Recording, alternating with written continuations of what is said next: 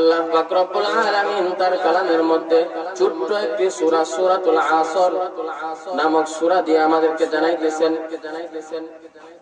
বিসমিল্লাহির রহমানির রহিম ওয়াল আসর, আসরের কসম, সময়ের কসম, কালের কসম, ইন্নাল ইনসানা লাফি খুসর।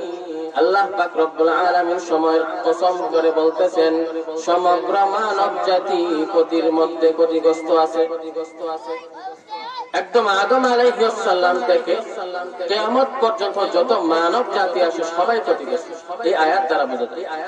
তারপরে আল্লাহ পাক রব্বুল আলামিন বলেন ইল্লাল্লাযীনা আমানু, তবে ক্ষতিগ্রস্ত তারা নয় যারা ঈমান এনেছে, ওয়া আমিলুস সালিহাত, এবং যারা নেক আমল করবে, ওয়া তাওয়াসাউ বিল হক, যারা সৎ পথে উপদেশ দিবে, মানুষকে সৎ পথে উপদেশ দিবে, ওয়া তাওয়াসাউ বিস সবর, এবং নিজেও ধৈর্য ধারণ করবে, মানুষকে ধৈর্য ধারণ করার জন্য উপদেশ দিবে।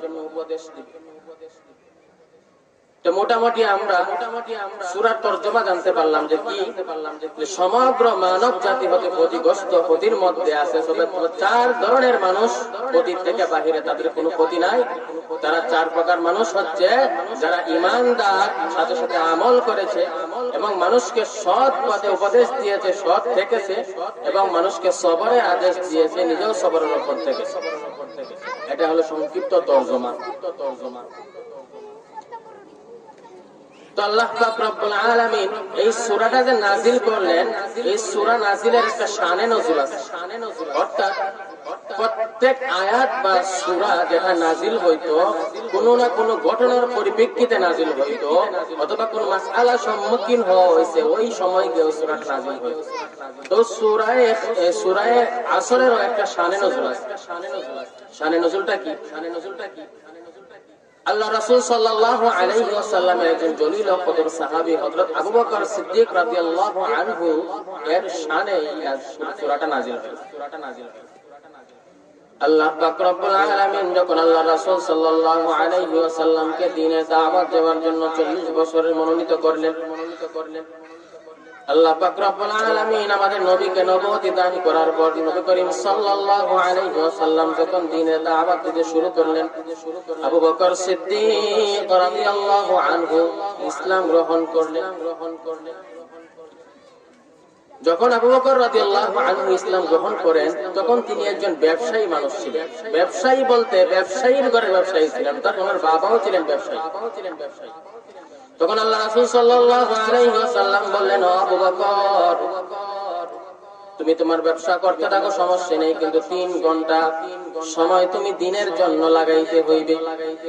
মনে করেন 12 ঘন্টা ব্যবসার জন্য লাগাইছেন, এখন এই 12 ঘন্টা থেকে তুমি 3 ঘন্টা দিনের কাজে লাগাইবা, তুমি 9 ঘন্টা ব্যবসা করবে, 3 ঘন্টা কম।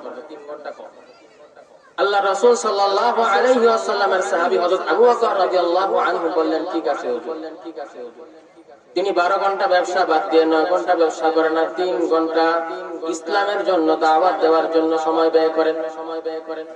কয়েকদিন পর নবী করিম সাল্লাল্লাহু আলাইহি ওয়াসাল্লাম বললেন, আবু বকর, তুমি 6 ঘন্টা দিনের কাজে সময় লাগাইতে হবে, অর্ধেক ব্যবসার কাজে অর্ধেক, আর অর্ধেক তুমি দিনের কাজে, ইসলামের কাজে লাগাইতে হবে।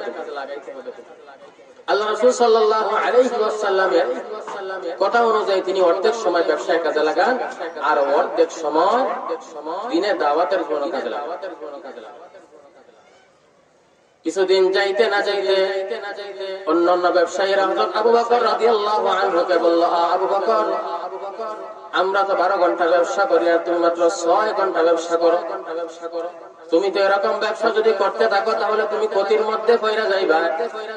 তখন আবু বকর রাদিয়াল্লাহু আনহু তো দিনের কাজের মজা বুঝে গেছেন, দিনের দাওয়াতের মজা বুঝে গেছেন।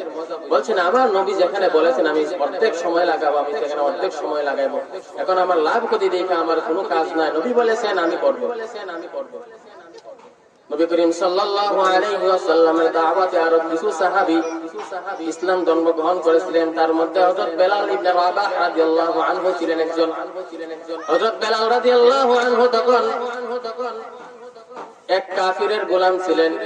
ওই গোলাম থাকা অবস্থায় ইসলাম ধর্ম গ্রহণ করার পর নবী করিম সাল্লাল্লাহু আলাইহি ওয়াসাল্লামের ওই সাহাবী হযরত বিলাল রাদিয়াল্লাহু আনহুকে তার মালিক অকাট্য অসহ্য নির্যাতন দিতে লাগলো যে তুমি ইসলাম ছেড়ে দাও, তোমাকে আমি আজাদ করে দেবো, তুমি ইসলাম ছেড়ে দাও, তোমাকে আমি এই করব সেই করব, তুমি যদি ইসলাম না ছাড়ো তাহলে তোমাকে আমি শাস্তি দেবো।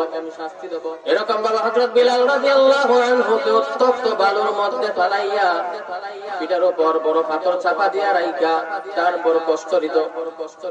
নবী করিম সাল্লাল্লাহু আলাইহি ওয়াসাল্লামের সাহাবী হযরত বিলাল রাদিয়াল্লাহু আনহু শুধুমাত্র মুখের মধ্যে আহাদ আহাদ শব্দ জপতে থাকতেন, শুধুমাত্র আল্লাহ এক, আল্লাহ এক, আল্লাহ এক।